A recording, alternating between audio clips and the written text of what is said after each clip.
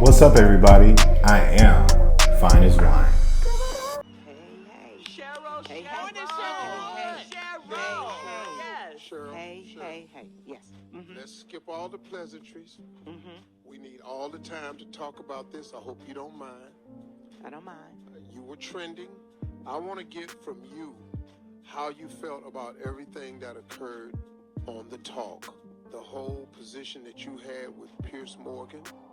How did you feel about it? How did you feel about Sharon Osbourne's remarks? You know, and Correct.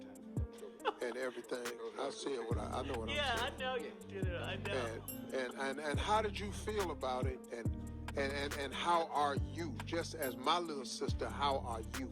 Well, Steve, I'm gonna tell you what God loves, and that's the truth. I think that this is about discipline.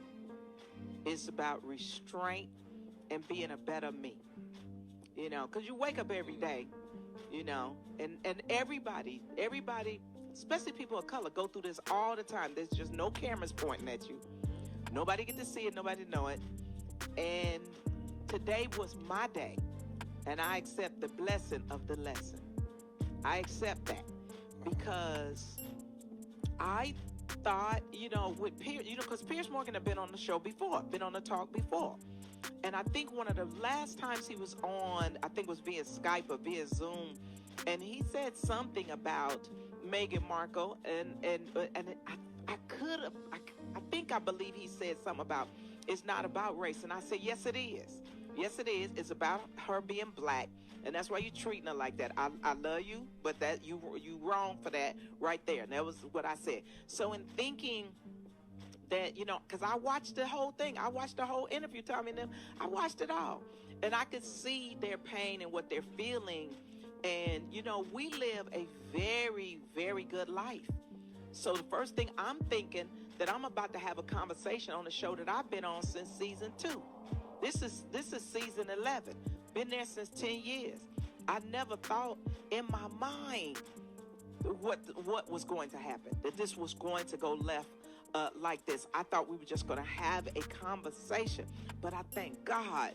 I thank God for what the Lord let me see, and the conversations that are being had and the power that's being coalesced, because the world needs to see what people have to go through, and that restraint and that blessing. Words I can say right now is peace be still, because I had to fix my face, Carla and Cheryl. Yeah. Now, Cheryl, hold on right there.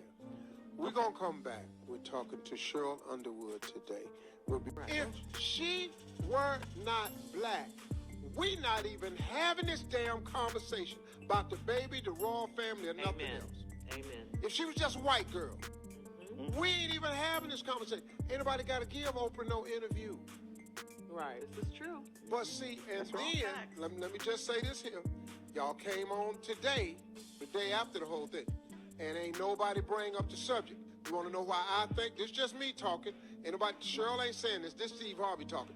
The reason nobody said nothing was because the firestorm that came to your defense, I mean, 1,000% people were behind the way you handled this, Cheryl, and they was eating up little Sharon Osbourne all over the damn blogs and stuff.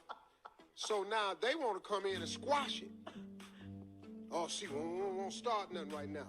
But the way you handled it and the way you even handling it now, see, you better than me. You better than me. All of us. Me and Tommy, I'm telling you, and Junior, we had a speech for their ass. But you still the class act. And we want to commend you for that. And the whole Phi Beta Sigma, all Z Phi B need to be had their chests out for their sister. Because you represented extremely well, Cheryl. And women in broadcasting, black women, Absolutely. in the struggle, all of that, Cheryl. All of that, Cheryl. Because we know if it was the other way around. Oh, yeah. Well, I will tell you this. I got calls from all over the world for people that I was wondering, how did you find me? How do you know me? I was getting prayers. I was getting love. And I want people to know this. I believe that God was telling me, I have a plan for you. I am about to pour down a blessing upon you. I just need to know, are you ready? Because you will face this again. Servant, I need to know, are you ready? And I just wanted to be a better example for people who are working just a regular old job that had to compose themselves.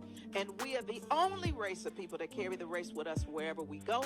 And we're responsible for that. And I want to thank everybody all over the world on social media, everybody in radio, television, news, everywhere, everybody that reached out, what power you had to make me understand you have matured, Sheryl Underwood.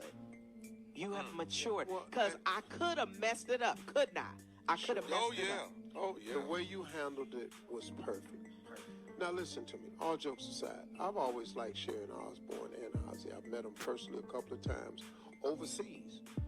Really, really, every time I've done this show, really, really kind people. But what people have to understand and start being sensitive to is you don't get to define for black people what racism is and how we ought to feel about it when we hear it. You don't have the right to tell us what the hell it should feel like. You ought not be crying. Wait a minute. You don't know what I've been through. She wasn't crying because of your reaction. Sheryl Underwood was tearing up because she couldn't believe that she had to say it, and then y'all had a damn adverse reaction when she the person sitting up there got to deal with it, and a woman on top of all of that.